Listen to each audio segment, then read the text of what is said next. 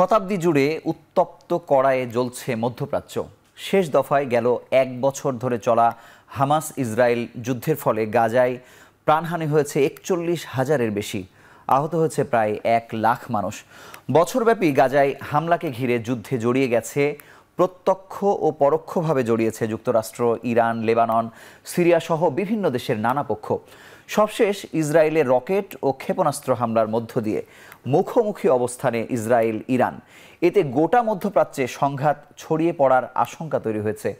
চলমান এই যুদ্ধের শেষ কোথায়? যুদ্ধের ধকল বিশ্ববাসীকে কোন অনিশ্চয়তার দ্বারপ্রান্তে নিয়ে দাঁড় করাবে? এ নিয়েই আজকের এখন প্রকাশ। আমাদের আজকের আলোচনার বিষয় মধ্যপ্রাচ্য উচ্চ অস্থিরতা। এ বিষয়ে কথা বলতে আমাদের স্টুডিওতে এবং অনলাইনে যুক্ত হয়েছেন এম হুমায়ুন কবির, সাবেক রাষ্ট্রদূত ও আন্তর্জাতিক বিশ্লেষক। আমাদের সঙ্গে যুক্ত হবেন মেজর মোহাম্মদ এমদাদুল ইসলাম, সামরিক ও নিরাপত্তা বিশ্লেষক, অন্যয় কর্মকার, এখন টিভির সিনিয়র নিউজরুম এডিটর, এবং অনলাইনে যুক্ত হয়েছেন সিরাজুল ইসলাম, সম্পাদক, রেডিও তেহরান। আপনাদের দুজনকে আমাদের সঙ্গে যুক্ত হওয়ার জন্য আন্তরিকভাবে অভিনন্দন জানাচ্ছি।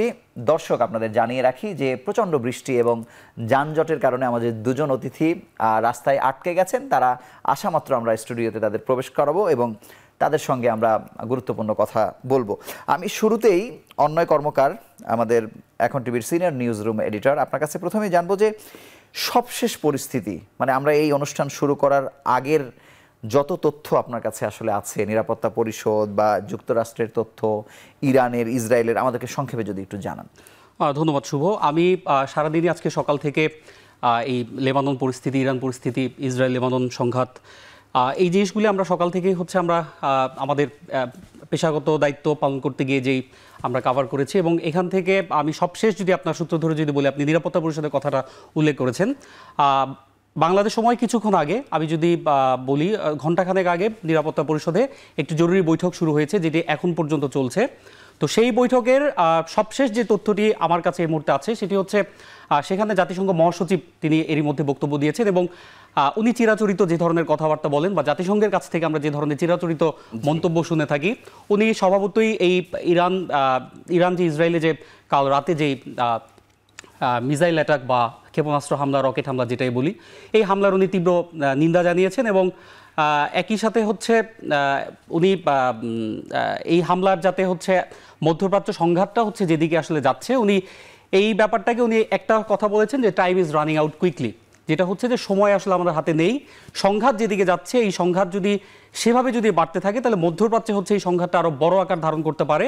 উনি এই জন্য সব পক্ষকে রেস্ট্রেইন থাকার একটা আহ্বান জানিয়েছেন। এবং সবশেষ তার আগে আমরা আরেকটি তথ্য পেয়েছি, সেটি ইসরায়েলের পক্ষ থেকে আমরা জানতে পেরেছি যে জাতিসংঘ মহাসচিব যেহেতু সবসময় অন্তত একতরফাভাবে ইসরায়েলের সমালোচনা করে থাকেন এবং একতরফাভাবে সবসময় তেল আবিবকে উনি দোষারোপ করে থাকেন। সো ইসরায়েলের তরফ থেকে তারা একটি সিদ্ধান্ত নিয়েছেন, তারা এরই মধ্যে জাতিসংঘ মহাসচিবকে নিষিদ্ধ করেছেন। এটা জাতিসংঘের আপডেট। আর আমি যদি ইসরায়েল কোথায় করেছেন আসলে, মানে তারা তাদের জাতিসংঘ মহাসচিবকে নিষিদ্ধ করেছে, অর্থাৎ তারা ইসরায়েলে তিনি প্রবেশ করতে পারবেন না, এই ধরনের একটি নিষেধাজ্ঞা তার উপর জারি হয়েছে। এবং কাল রাতে যে ইরান যেই সিরিজ রকেট হামলা বা ক্ষেপণাস্ত্র হামলা যেটা আমরা বলি, এরপর থেকে আমরা যেটা দেখতে পেয়েছি, সবশেষ তথ্য যদি আমি আপনাকে বলি, লেবাননে যে স্থল অভিযানটা চলছিল, ইসরায়েল যেটাকে সীমিত পরিসরে বলে আসছিল বিগত কিছুদিন ধরে, এটা কিন্তু এখন পূর্ণমাত্রায় স্থল অভিযানটা চলছে। এবং হিজবুল্লাহর তরফ থেকে তারা দাবি করছে যে তারা কিন্তু এই স্থল অভিযানে তারা যথেষ্ট প্রতিরোধ গড়ে তুলতে সক্ষম হয়েছে। এবং এরই মধ্যে ইসরায়েলের তরফ থেকে আমরা জানতে পেরেছি, ইসরায়েল একটি বিষয় স্বীকার করেছে যে তারা এই লেবাননে তাদের যে স্থল অভিযান এটা শুরু করার পরে এখন পর্যন্ত তাদের 8 জন সেনা সদস্য নিহত হয়েছেন, যেটি সবশেষ তথ্য আমরা কিছুক্ষণ আগে পেয়েছি। এবং হিজবুল্লাহ দাবি করছে যে তাদের প্রতিরোধের কারণে তারা যেভাবে প্রতিরোধ গড়ে তুলতে সক্ষম হয়েছে, তাতে ইসরায়েলি বাহিনী লেবাননে তাদের যে স্থল অভিযান সেখানে তারা কিছুটা হলেও পিছু হতে বাধ্য হয়েছে। আপনাকে অসংখ্য ধন্যবাদ। আমি আপনার কাছে আসবো। সিরাজুল ইসলাম আমাদের সঙ্গে অনলাইনে যুক্ত আছেন। আপনার কাছে জানতে চাই যে আসলে আপনি দীর্ঘদিন ইরানে ছিলেন, ইরানের পরিস্থিতি আসলে জানেন। এই যে হামলা এবং হামলার পরে যে ইসরায়েলের পক্ষ থেকে যে পাল্টা হামলা করার কথা বলা হচ্ছে, হামলা করা হলে ইরান আবার হুমকি দিচ্ছে যে আরও সুনির্দিষ্টভাবে হামলা করা হবে, মানে এই পরিস্থিতিটা এত দূর পর্যন্ত যে আসলে গড়ালো, পরিস্থিতি আসলে কোন দিকে যাচ্ছে বলে আপনি প্রেডিক্ট করছেন?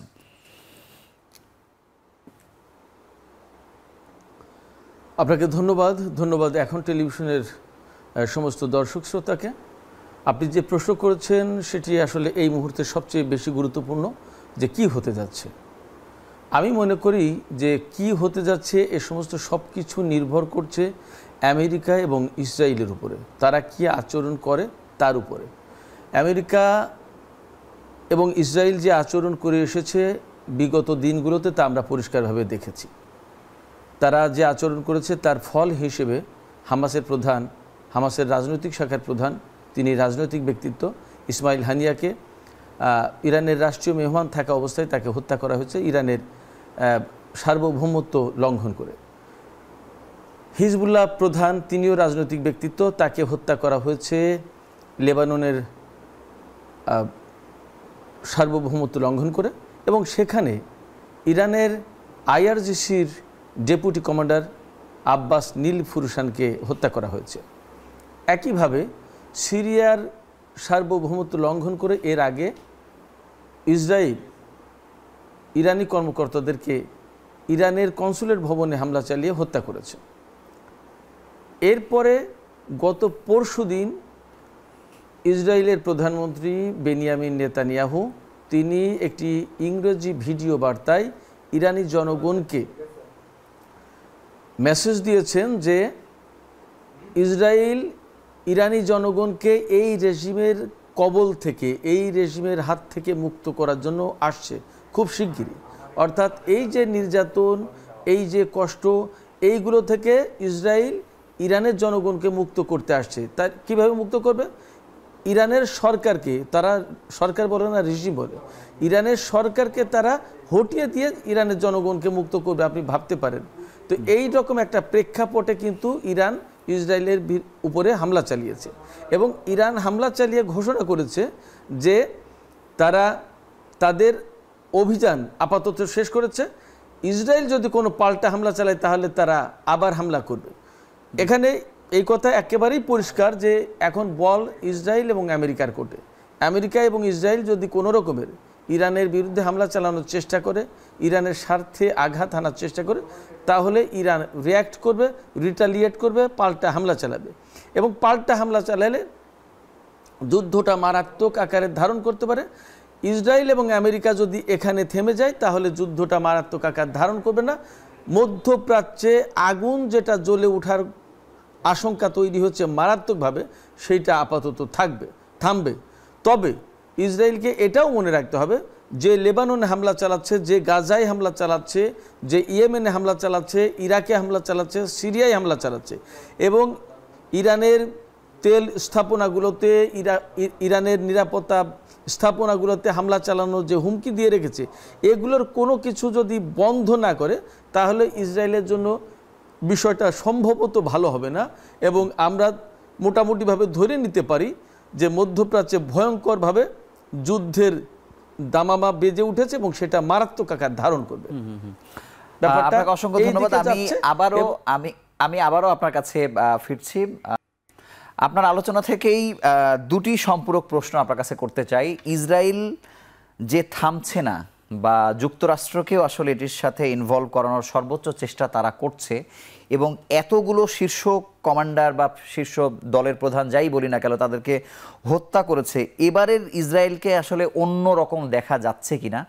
দ্বিতীয়ত, এই এত কিছু ফাঁকি দিয়ে ইরানের মাটিতে এই যে হত্যা করার তাদের যে সাহস বা তাদের যে কৌশল, বা এই যে গোয়েন্দা তথ্যকেও আসলে ভুলুণ্ঠিত করে হত্যা করার যে তাদের যে প্রবণতা, মানে এখানে কি আসলে ইরানের শক্তিমত্তাটা আসলে কেমন, এটাকে কিভাবে দেখছেন? এবং ইসরায়েল যদি থামতে না চায় তাহলে আসলে ভবিষ্যতে কি ঘটতে পারে?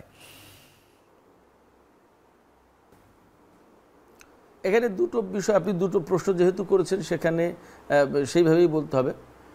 প্রথমত, ইরানের মাটিতে হামাসের প্রধান ইসমাইল হানিয়াকে হত্যা করেছে, এখানে আমরা আপাতত ইরানের গোয়েন্দা ব্যর্থতা দেখব, এটা স্বাভাবিক।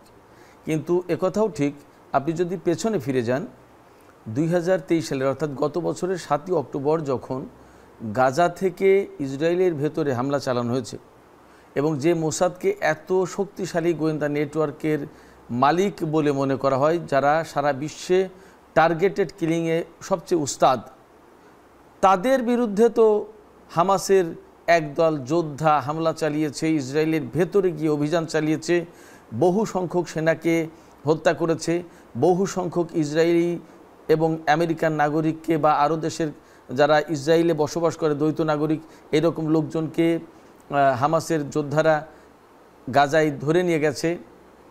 নট অনলি দ্যাট, মোসাদের সার্ভার সিস্টেমকে গাজার যোদ্ধারা ইসরায়েল থেকে নিয়ে গেছে এবং সেই সার্ভার সিস্টেম ইরানে পরবর্তীতে পাঠিয়ে দেওয়া হয়েছে। ওই অভিযানে ইসরায়েলের বহু সংখ্যক সেনা কর্মকর্তা নিহত হয়েছে, মোসাদের বা গোয়েন্দা কর্মকর্তা নিহত হয়েছে আরও। তো এগুলোও তো ইসরায়েলের ব্যর্থতা। তার মানে কি, দুটো পক্ষ যখন যুদ্ধ অবস্থায় বা যুদ্ধের ভেতরে, তখন দুই পক্ষেরই ক্ষয়ক্ষতি হবে, ক্ষয়ক্ষতি হচ্ছে আমরা পরিষ্কার দেখতে পাচ্ছি।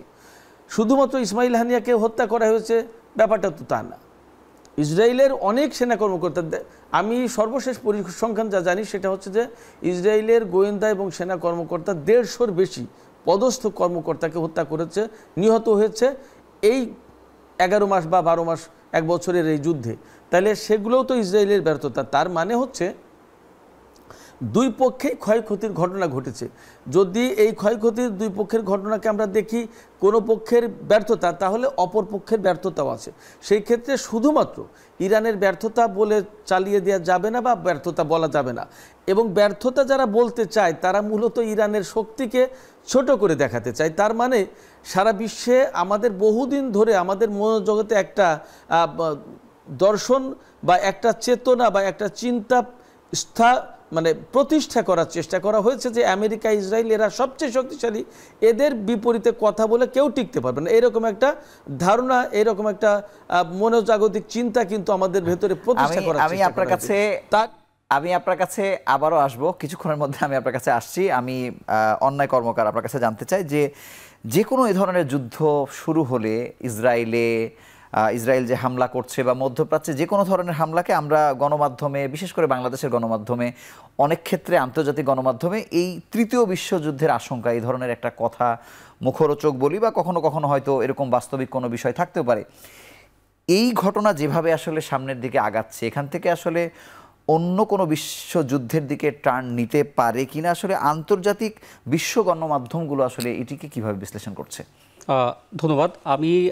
আমরা সকাল থেকে আসলে যেভাবে দেখছি যে আমরা বিবিসি বলেন, CNN বলেন, আল জাজিরা বলেন, বিভিন্ন আন্তর্জাতিক গণমাধ্যম কিন্তু তারা তাদের মতো করে হচ্ছে এক ধরনের বিশ্লেষণ দাঁড় করাচ্ছে এবং তাদের নিজস্ব প্রতিবেদক বলেন বা তারা বিভিন্ন রাজনৈতিক বিশ্লেষকদের বরাতে যে সমস্ত বিশ্লেষণ তারা সেখানে দিচ্ছে, সেখানে কিন্তু তারা একটি বিষয়ে বারবার বোঝানোর চেষ্টা করছেন যে বর্তমান যে প্রেক্ষাপট, সেই প্রেক্ষাপটে আসলে বিশ্বযুদ্ধের যে বিষয়টা আমরা বলে আসছি, এই বিশ্বযুদ্ধের আশঙ্কাটা তারা কিন্তু আসলে খুব একটা দেখছেন না। তারা এটাকে বরং এভাবে দেখছেন যে এখানে আসলে আমি যদি একটু পিছনের দিকে যাই, আমি 4 বছর আগে যদি বলি, 2000 সালে যখন IRGC 2020 সালে 4 বছর আগে 2020-এ IRGC-র আর আপনার হচ্ছে কমান্ডার কাসেম সোলাইমানিকে যখন হচ্ছে হত্যা করা হয়, তারপর থেকে আমি যদি বলি যে সম্প্রতি ইরানের ভূখণ্ডে গিয়ে হচ্ছে হামাস নেতা ইসমাইল হানিয়াকে হত্যা করা, তার ঠিক পরপর হচ্ছে আপনার হিজবুল্লাহ প্রধান আমরা হাসান নাসরাল্লাহ, তাকেও হচ্ছে লেবাননে তাকে হত্যা করা। এর আগে আমরা গত এপ্রিলে দেখেছি যে সিরিয়ার রাজধানী দামেস্কের ইরানি কনসুলেটেও কিন্তু ইসরায়েল একটি হামলা করেছিল। তো এই হামলাগুলোর পর আসলে কিন্তু মানুষের এক ধরনের আকাঙ্ক্ষা বলেন বা এক ধরনের অপেক্ষায় কিন্তু তারা ছিল যে ইরান আসলে রিটেলিটরি অ্যাটাক যেটাকে বলে, পাল্টা জবাবটা আসলে তারা কবে দিবে। তো আমরা তারপর কি দেখলাম, ইরান কিন্তু একটা যথেষ্ট ধৈর্যের পরিচয় দিয়েছে এবং সবশেষ ওদের নিজেদের দেশের ভিতরেও কিন্তু এক ধরনের অভ্যন্তরীণ একটা চাপ ছিল। কিন্তু বিশ্লেষকরা একটা কথা বারবার বলছেন যে আসলে এই প্রেক্ষাপটে, বর্তমান প্রেক্ষাপটে যে কোনো একটা দেশ কোনো একটা সংঘাতে জড়ানোর আগে তারা কিন্তু আসলে নিজেদের দেশের জনগণের সেফটি বা নিরাপত্তার যে ব্যাপারটা, তারা কিন্তু এটাকে অনেক বেশি গুরুত্ব দিচ্ছে। পাশাপাশি আমরা এই মুহূর্তে যদি দেখি যে মধ্যপ্রাচ্যের 2টি যুদ্ধও কিন্তু আমরা দেখতে পাচ্ছি, একটা হচ্ছে রাশিয়া ইউক্রেন যুদ্ধ যেটা, আরেকটা হচ্ছে গাজায় যে ইসরায়েলের যে সংঘাত, সেটা কিন্তু এই 7 তারিখে 1 বছর পূর্ণ হবে। এই যে 2টা যুদ্ধের যে ধকল, এই ধকলটা কিন্তু আসলে এখন পর্যন্ত বিশ্ববাসী কিন্তু এই ধকলটা তারা কিন্তু বেশ হারে হারে টের পাচ্ছে। তো এরকম একটা প্রেক্ষাপটে আসলে কোনো একটা দেশ একান্ত যদি তাদের নিজেদের অস্তিত্ব যদি বা সার্বভৌমত্ব যদি হুমকির মুখে না পড়ে, সেই ক্ষেত্রে তারা বিশ্বযুদ্ধে আসলে ইনভলভ, মানে সেরকম একটা সংঘাতের মধ্যে তারা ইনভলভ হবে বা যুক্ত হবে কিনা সেটা একটা প্রশ্নবোধক। এবং দ্বিতীয়ত হচ্ছে যে এই যে গাজা যুদ্ধ বা গাজা সংঘাতের যে প্রভাব, সেটা কিন্তু ইরানের অর্থনীতিতেও কিন্তু পড়েছে। কিন্তু মানে আসলে বিশ্বযুদ্ধের দিকে যাওয়ার কোনো আসলে মানে এরকম কোনো আশঙ্কা সেটাই ওইটাই আমি বলছিলাম যে আসলে তারা ইরানের অর্থনীতির অবস্থা কিন্তু আসলে ভালো না, তাদের জিডিপিও কিন্তু নিচের দিকে, এবং 2025 সাল নাগাদ কিন্তু সেই জিডিপিটা আরও কমে যাবে বলে আমরা জানতে পেরেছি। তো সেরকম একটা সিচুয়েশনে যুদ্ধটাকে যদি পূর্ণ মাত্রায় ইরান যদি এই যুদ্ধে জড়াতে চায়, তাদের যে অর্থনৈতিক সক্ষমতা সেই দিক থেকে বিচার করলে আসলে ইরান হয়তো সেদিকে যাবে না। আবার আমরা জানতে পেরেছি যে ইসরায়েল যদি মানে আসলে সম্ভাবনাটা নাই, মানে সেইভাবে আসলে নাই, এটা যতটা না বিশ্বযুদ্ধের কথা বলা হচ্ছে, এটা আসলে অনেকটা নিজেদের অস্তিত্বের জানান দেওয়ার একটা ব্যাপার এখানে চলে আসে। আমি আপনার কাছে আসব। দর্শক, আপনারা দেখছেন এখন প্রকাশ। ছোট্ট একটি বিরতি নিয়ে আমরা আবারও আলোচনায় ফিরছি।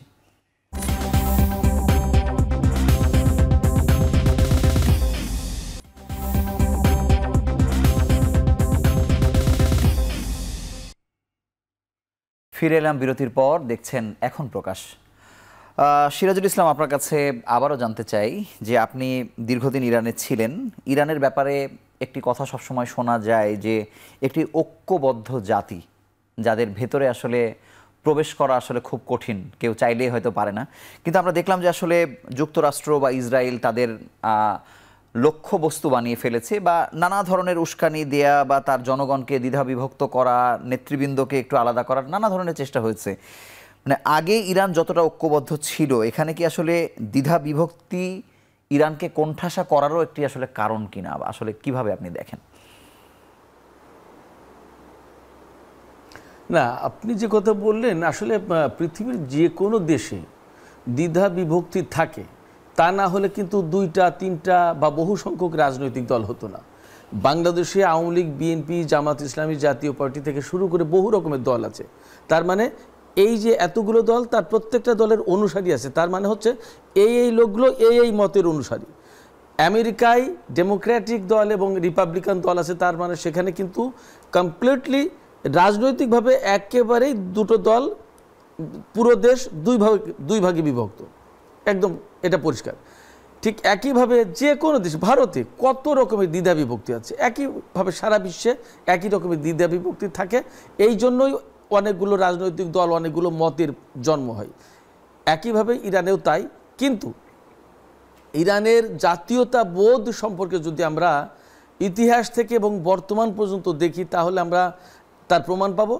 সর্বশেষ নজির হিসেবে আমি বলি, গতকালকে যখন ইরান ইসরায়েলের বিরুদ্ধে ব্যাপকভাবে ক্ষেপণাস্ত্র হামলা চালিয়েছে, তার পরপরই কিন্তু রাজধানী তেহরান সহ সারা দেশে শহরের রাস্তায় মানুষ নেমে এসেছে এবং আনন্দ উল্লাস করেছে, গাড়ির হর্ন বাজিয়ে আপনার আনন্দ প্রকাশ করেছে। এর মানে কি? এর মানে হচ্ছে যে যদিও এই মুহূর্তে সরকারের প্রধান যে প্রেসিডেন্ট ডক্টর মাসুদ পেজেশকিয়ান, তাকে সংস্কারপন্থী বলা হচ্ছে, কি আবার বিপ্লব ইরানের যে সর্বোচ্চ নেতা, তিনি অতিমাত্রায় বিপ্লবপন্থী অর্থাৎ ইসলামপন্থী বা মৌলিক নীতির পন্থী, ইসলামী বিপ্লবের যে চেতনা, তার যে মূলনীতি তার পন্থী, এরকম করে বলা হলেও আমরা তো হামলাটার পরে ইরানের সুপ্রিম লিডারকেও বক্তব্য দিতে দেখেছি, ইরানের পররাষ্ট্রমন্ত্রীকে কথা বলতে দেখেছি, প্রতিরক্ষামন্ত্রীকে দেখেছি, সেনা কর্মকর্তাদেরকে দেখেছি, আইআরজিসির কর্মকর্তাদেরকে দেখেছি। একইভাবে কথা বলেছেন প্রেসিডেন্ট মাসুদ পেজেশকিয়ান। একইভাবে আমরা জনগণকে ঐক্যবদ্ধভাবে উল্লাস প্রকাশ করতে দেখেছি। তার মানে দাঁড়াচ্ছে যে আমেরিকা এবং ইসরায়েল, আমি তো ওখানে থেকেছি, আমি ইরানের জনগণের অনেকটা নার্ভ আমি জানি। আমি 10 বছর ওখানে থেকেছি এবং ইরান রেডিও তেহরানের সাথে বহুদিন ধরে কাজ করছি, বিষয়গুলো নিয়ে, মধ্যপ্রাচ্য নিয়ে অনেক দিন ধরে চিন্তা গবেষণা করছি। তাতে আমি বুঝতে পারি যে ইরান এবং আমেরিকা এবং ইসরায়েল যেটা চাইছে, আসলে সেইটা খুব বেশি একটা সফল হতে পারেনি। চোরাগুপ্ত হামলা করা, কিছু লোককে টাকার বিনিময়ে কিনে ফেলে তাদেরকে দিয়ে ইরানের ভেতরে নাশকতা করা, আর জাতীয়ভাবে একটি জাতিকে দ্বিধাবিভক্ত করে ফেলা ভিন্ন জিনিস। সেটি সম্ভবত করতে পারেনি, সফল হয়নি এবং সম্ভবত হবে না, কারণ ইরানের জনগণের যে জাতীয়তাবাদী চেতনা সেটা কিন্তু মারাত্মক রকমের শক্ত চেতনা, নাম্বার ওয়ান। নাম্বার টু হচ্ছে ইরানে আরেকটি বিষয় আমাদেরকে, ইরানের আলোচনা যখন করতে হবে তখন আরেকটি বিষয় আমাদেরকে খেয়াল করতে হবে, সেটি হচ্ছে ধর্মীয় বিষয়। শিয়া মাযহাবের অনুসারী ইরানের সবচেয়ে বেশি, প্রায় 95% বা তার চেয়ে বেশি। এই যে শিয়া মাযহাব কেন্দ্রিক যে একটা ঐক্য, এটা বিরাট ব্যাপার। এই মাযহাব কেন্দ্রিক ঐক্যটা, মাযহাব কেন্দ্রিক চেতনাটা ইরানকে আরও বেশি ঐক্যবদ্ধ করেছে। জাতীয়তা বোধের সাথে এই মাযহাব কেন্দ্রিক যে বোধ, বিশ্বাস এবং চেতনা, এই দুটো জিনিসকে একেবারে ঐক্যবদ্ধ করেছে, একেবারে অটুট করে দিয়েছে, বন্ধনে আবদ্ধ করেছে, যার কারণে ইরানি জাতির ভেতরে মোটা দাগে বিভক্তি আনা যাবে না, এটা অসম্ভব। আপনাকে অসংখ্য ধন্যবাদ। আমি কিছুক্ষণের মধ্যে আপনার কাছে আবারও আসছি। সিরাজুল ইসলাম, আপনার কাছে আবারও জানতে চাই যে অতীতে ইসরায়েলের যে আচরণ ছিল, ইসরায়েলের সবসময়ই আগ্রাসী আচরণ ছিল, কিন্তু অতীতে ইরানকে হামলা করা বা লেবাননে হামলা করতে গিয়ে 82-তে বা আরও পরে বিভিন্ন সময়ে তারা কিন্তু সফল হয়নি, ফিরে এসেছে। এবারের ইসরায়েলকে অন্য যে কোনো সময়ের ইসরায়েলের সাথে কিভাবে আসলে আপনি পার্থক্য করবেন?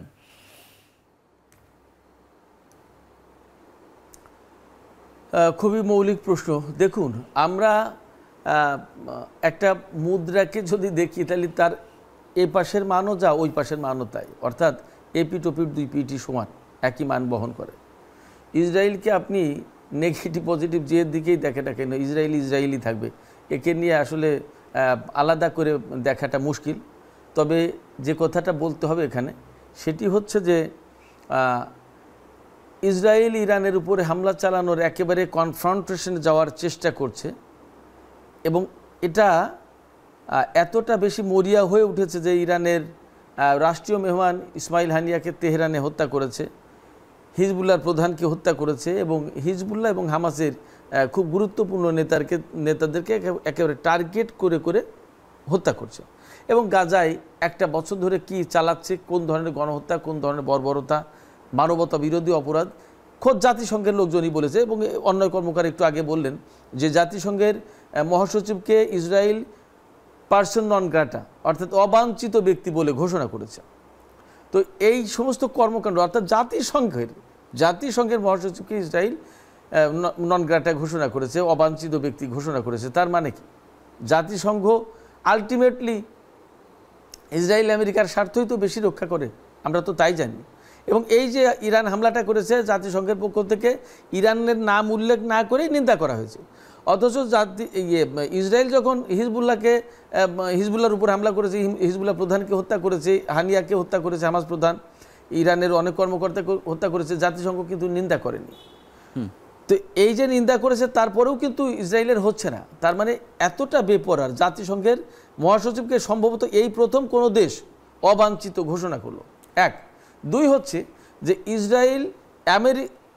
ইসরায়েল ইরান এবং হামাস হিজবুল্লাহর বিরুদ্ধে এই মুহূর্তে সবচেয়ে বেশি আগ্রাসী। কেন আগ্রাসী হচ্ছে? আপনি একটা বিষয় খেয়াল করবেন, আমরা সবাই জানি যে বিষধর সাপ কখন মানুষকে কামড় দেয়, সে যখন মনে করে যে আমার অস্তিত্ব হুমকির মুখে, আমাকে সে মারবে, আমি বাঁচব না, আমাকে টিকতে দেবে না, ঠিক তখনই কিন্তু বিষধর সাপ কামড় দেয়। আপনাকে ঠিক এই মুহূর্তে সেই আচরণটা করছে আপনাকে অসংখ্য ধন্যবাদ। ইরান, হিজবুল্লাহ এবং আপনাকে অসংখ্য ধন্যবাদ। দর্শক, আপনারা দেখছেন এখন প্রকাশ। আমরা আবারও ছোট্ট একটি বিরতি নিয়ে আলোচনায় ফিরছি।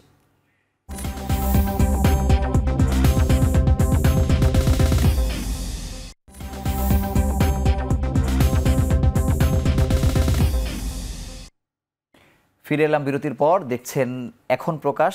ইতিমধ্যে আমাদের সঙ্গে স্টুডিওতে এসে উপস্থিত হয়েছেন অনেক জ্যাম ঠেলে, বৃষ্টি ঠেলে, এম হুমায়ুন কবির, সাবেক রাষ্ট্রদূত ও আন্তর্জাতিক বিশ্লেষক।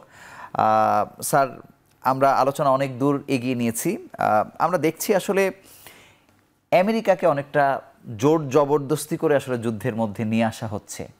যদিও সব ধরনের সহায়তা বা সহযোগিতা তারা করে আসছে ইসরায়েলকে, কিন্তু সামনে আবার একটি নির্বাচন খুব অল্প সময়ের মধ্যে আসলে হবে। এই নির্বাচনকে ঘিরে তাদের যে একটা সমীকরণ আমেরিকার আছে, এক্ষেত্রে তারা যদি ইসরায়েল সর্বাত্মক যুদ্ধে অংশগ্রহণ করতে চায়, আমেরিকা আসলে এই যুদ্ধে আসলে জড়াবে কিনা, মানে আপনার অভিজ্ঞতা আসলে কি বলে? আমেরিকানরা চাচ্ছে না, চাচ্ছে না মার্কিন আসলে। যুক্তরাষ্ট্র জড়াতে চাচ্ছে না। তার কারণ হলো যে এক হচ্ছে যে নির্বাচন তাদের, আর মধ্যপ্রাচ্যে এখন যে অবস্থা, ওখানে মার্কিন যুক্তরাষ্ট্রের কিন্তু সৈন্য এবং তাদের ঘাঁটি কিন্তু এখনো ইরাকে আছে, মানে আশপাশের সিরিয়াতে আছে, দেশগুলোতে ছড়িয়ে ছিটিয়ে তাদের সৈন্য সামন্ত ওখানে আছে। তো কাজেই যদি মধ্যপ্রাচ্যের যুদ্ধ আরও বিস্তৃত হয়, সেক্ষেত্রে মার্কিন স্বার্থ সরাসরিভাবে ওখানে বিপদগ্রস্ত হওয়ার একটা আশঙ্কা আছে। এবং এটা যদি ঘটে তাহলে ডেমোক্রেটিক পার্টির জন্য একটা বিপদের আশঙ্কা। তার কারণটা হলো যে নেতানিয়াহু চাচ্ছেন মার্কিন যুক্তরাষ্ট্রকে এখানে জড়িয়ে ট্রাম্প যাতে জিততে পারে মার্কিন নির্বাচনে। কারণ ট্রাম্প জিততে পারলে যেটা হবে, ট্রাম্প ইসরায়েলকে ব্ল্যাঙ্ক চেক দেবেন, এবং নেতানিয়াহু গত 1 বছর ধরে যে কাজটা করছে, নেতানিয়াহু এটাকে এজেন্ডাটা আরেকটু সামনে নিয়ে যেতে পারবে। এবং নেতানিয়াহু কিন্তু গত প্রায় 1 দশক ধরে ইরানের নিউক্লিয়ার প্রোগ্রামের এগেনস্টে কিন্তু সে বলছে। সে কিন্তু সবসময় বলে আসছে যে সমস্যা প্যালেস্টাইন না, সমস্যা ইরান। আচ্ছা, কাজে তার টার্গেট হচ্ছে ইরানের যে পারমাণবিক ব্যবস্থাপনাটা আছে এটাকে ধ্বংস করা। তো কাজেই নেতানিয়াহু যদি ক্ষমতায় আসে, ট্রাম্প যদি জিতে আসে, তাহলে তার পক্ষে এটা করা সুবিধা হবে। এবং কীভাবে ট্রাম্প যে তার ব্যবস্থাটার জন্য সে কন্ট্রিবিউট করতে চায়, সেটা হলো এখন ধরেন যদি মধ্যপ্রাচ্যে যুদ্ধ বিস্তৃত হয়, তাহলে মার্কিন যুক্তরাষ্ট্রে যে মুসলিম জনগোষ্ঠী এবং তরুণ প্রজন্ম আছে, এই দুই অংশ ইতিমধ্যেই কিন্তু বাইডেন প্রশাসনের উপর নাখোশ হয়ে আছে। এবং যে কারণেই প্রেসিডেন্ট বাইডেন এবার দ্বিতীয়বার নমিনেশন চাইতেও পারলেন না, কারণ তার পোলিং, ডেমোক্রেটিক পার্টির ইন্টারনাল পোলিং ইন্ডিকেট করছিল যে তিনি ট্রাম্পের সাথে প্রতিদ্বন্দ্বিতা করতে গেলে তিনি একটু ডেফিসিট, মানে তার ভোটের প্রাপ্ত সংখ্যা তার চেয়ে কম হতো, এবং সেই কারণে প্রার্থী পরিবর্তন করে কিন্তু কমলা হ্যারিসকে দিয়েছেন। কিন্তু এখন যদি যুদ্ধ লাগে, তাহলে তরুণ প্রজন্ম এই বাইডেন প্রশাসনের ইসরায়েল নীতির বিরুদ্ধে কিন্তু তারা অবস্থান নেবে, এবং তারা হয়তো ডেমোক্রেটিক পার্টিকে পানিশ করতে চাইবে বা ভোট দেবে না। যদি না দেয় এবং মুসলিম জনগোষ্ঠী যদি ভোট না দেয়, তাহলে কমলা হ্যারিসও হেরে যেতে পারেন। কারণ এখনও পর্যন্ত যেটা দেখা যাচ্ছে, মিশিগান, অ্যারিজোনা, সাউথ ক্যারোলিনা, এই জায়গাগুলোতে কিন্তু একেবারে একদম সমানে আছেন ওরা। তো কাজে 1-2% ভোটটা হেরফের হলে কিন্তু ট্রাম্প জিতে যেতে পারেন এখনও পর্যন্ত। আর এই যুদ্ধটা যদি হয়, তাহলে কমলা হ্যারিসের পক্ষ থেকে সমর্থন কমে যেতে পারে। তাহলে কি দাঁড়াবে? ট্রাম্প নির্বাচিত হলে ট্রাম্প নেতানিয়াহুকে ফ্রি হ্যান্ড দেবেন। তখন এখন তো ধরেন এইদিকে ইজিপ্ট নিউট্রালাইজড, কারণ গাজা নিয়ে ইজিপ্ট বেকায়দা আছে, গাজাতে হামাস শক্তি অনেক ক্ষয় হয়ে গেছে, এখন হামাসের পক্ষে আর প্রতিরোধ গড়া খুব একটা সম্ভাবনা নয়। হেজবুল্লাহ মোটামুটি গত কয়েকদিন বমিং করে কিন্তু তারা হেজবুল্লাহর প্রধান নেতা যে আছে তাদের নাসরুল্লাহকে মেরে ফেলেছে, প্লাস তাদের মিলিটারি অন্যান্য যারা কর্মকর্তা ছিলেন তাদেরও কিন্তু অনেকে ক্ষতিগ্রস্ত করেছে। Hezbollah is also under tremendous pressure. এই জিনিসগুলো কিন্তু ইরানের সমর্থনে ছিল। এখন ইরান গতকাল মিসাইল আক্রমণ চালানোর ফলে তারা কিন্তু একটা এক্সকিউজ পেয়েছে, তারা অপেক্ষায় আছে প্রতিশোধ নেওয়ার জন্য, এবং সেটা বলেছেন এটা খুব বড় ভুল হয়েছে, নেতানিয়াহু বলেছেন সেটা। তো কাজে এই জায়গাতে এসে নেতানিয়াহু 2 কারণে মার্কিন যুক্তরাষ্ট্রকে চায়। একটা হচ্ছে যে সে একা পারবে না, ইরানের ও যেতে চায় না, রিস্ক বেশি হবে।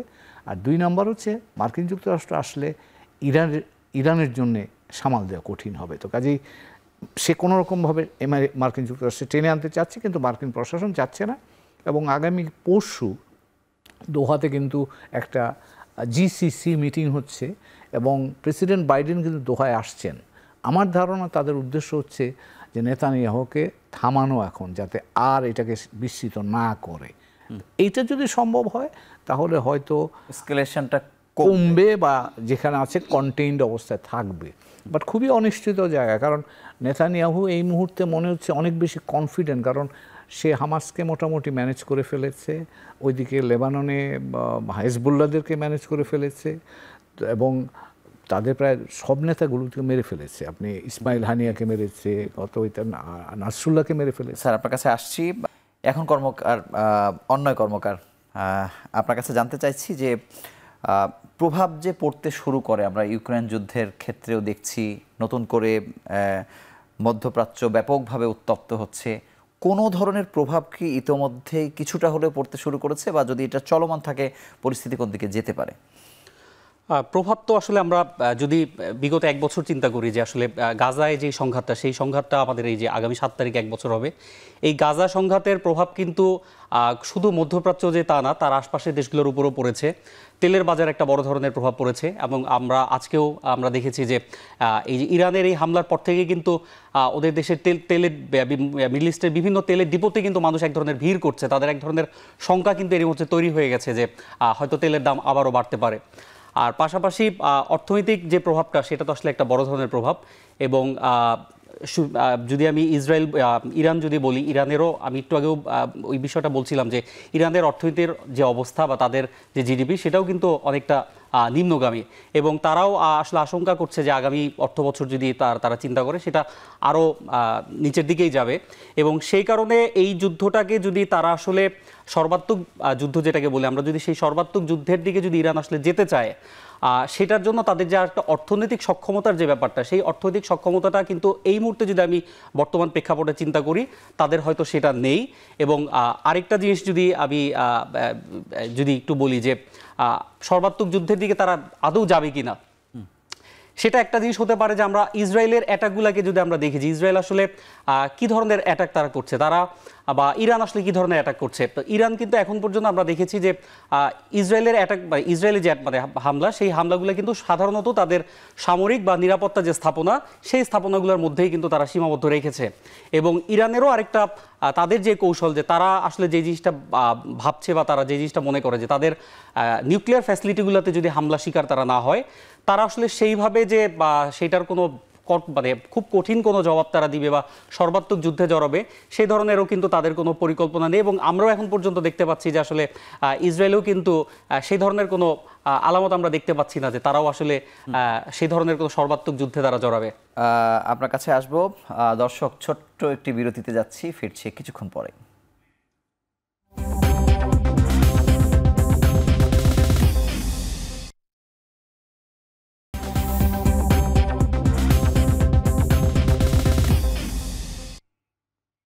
আবারও ফিরে এলাম বিরতির পর। দেখছেন এখন প্রকাশ। স্যারের কাছে আমি জানতে চাইবো যে এই যে জোর করে যুদ্ধের দিকে যাওয়া ইসরায়েলের যে এখন যে অবস্থা, এবং অনেকগুলো সফলতা আসলে তার সামনে, এবং যেহেতু ইরানকে সহযোগিতা করার মতো বা তার মিত্র শক্তিদের এখানে আসারও তেমন কোনো সম্ভাবনা দেখা যাচ্ছে না, আমরা যেটিকে মুসলিম বিশ্ব বলি, তারা তো আসলে তার সঙ্গে আসলেই নাই। সেক্ষেত্রে যদি আসলে ইরানকে যুদ্ধ করতেই হয়, হামাসকে পরাস্ত করা বা হিজবুল্লাহকে পরাস্ত করা দেখেই তো আসলে ইসরায়েল সাহসী হচ্ছে। যদি সর্বাত্মক যুদ্ধ শুরু হয়, পরিস্থিতিটা আসলে কেমন হবে? ভয়ঙ্কর পরিস্থিতি হবে, অনিশ্চিত একটা ভবিষ্যৎ, কয়েকটা কারণে। সেটা হলো যে ইসরায়েল যদি ইরান আক্রমণ করে এবং ইরান যদি পাল্টা আক্রমণ করে, তাহলে ধরেন এখনো পর্যন্ত যেটা আমরা আলোচনা করেছিলাম যে ইরান এবং ইসরায়েল দুজনে কিন্তু খুব সীমিত এক বার্তা দেওয়ার জন্য অনেকটা বার্তা দেওয়ামূলক আক্রমণ, পাল্টা আক্রমণ করছে।